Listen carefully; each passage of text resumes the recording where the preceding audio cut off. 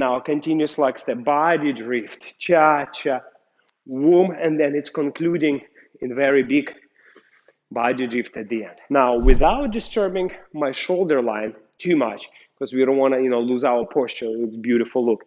I try to drift my body in a swinging motion. So you see, I'm kind of swinging, and that swinging already will produce my movement, okay?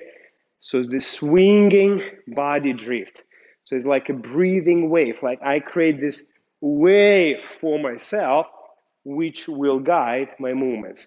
So I will practice like this for a while, just rocking, feeling the breathing of the body, that swinging drift. And then once I feel I created a lot of power, I can move to the next step.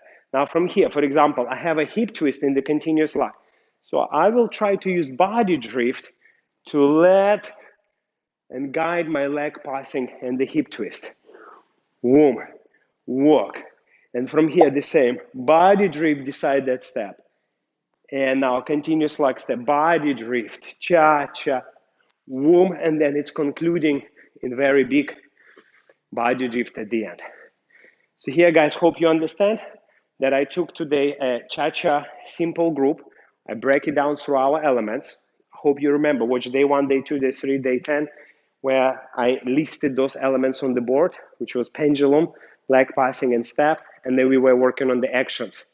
And I take some elements, make sure I have them here in what I do, and then I use my actions on top of it and try to make fun and create that artistic approach. See you next day. I'll give you more and more tips how you can use it in every dance.